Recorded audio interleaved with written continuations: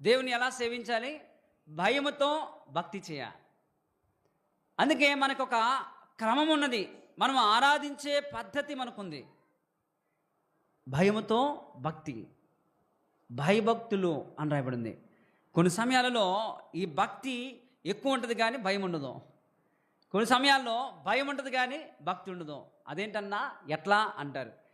మన సహవాసాల్లో చూడండి, సెల్ ఫోన్లు మోగితే బయటికి వెళ్తారా లేదా? సెల్ ఫోన్ మోగితే బయటికి వెళ్తారు.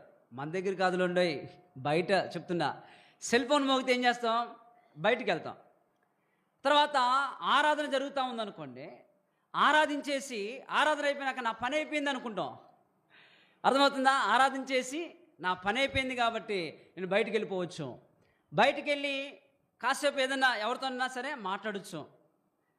ఏంటి బ్రదర్, ఏం సిస్టర్ అని మాట్లాడచ్చు. తర్వాత మళ్ళీ ఆ సమయాల్లో ఒకవేళ ఏదన్నా ఏమన్నా అవసరం ఉన్నా లేకపోయినా ఏదో కొంచెం లేచి నిలబడాలి, లేచి కాసేపు బయటికి వెళ్ళి అటు ఇటు తిరిగేసి రావాలి అని కూడా వెళ్ళేవాళ్ళు ఉంటారు. నిజంగా ఇది చాలా విచారకరం. ఇక్కడే కాదు, చాలా సంఘాల్లో మనం చూడగలుగుతూ ఉన్నాం. సెల్ ఫోన్లు మోగుతూనే ఉంటాయి. కొంతమందికి అస్సలు భయం ఉండదు. ఏంటి తెలుసా?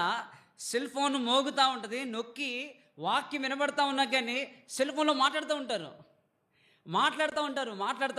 చెప్పండి, సరే నేను ప్రార్థనకు వచ్చా, తర్వాత చూద్దాంలే అని పెట్టేస్తూ ఉంటారు. డీలరా, నిజంగా ఒక భయము భక్తి ఉంటే దేవుని సేవించే విధానంలో, ఆరాధనలో కదలం మనం. ఒకవేళ అత్యవసర పరిస్థితిలో కాలకృత్యాలు తీర్చుకోవడానికి, అత్యవసర పరిస్థితిలో వాష్రూమ్కి వెళ్ళడానికి మాత్రమే ద్వారం తెరిచింది దేవుడు.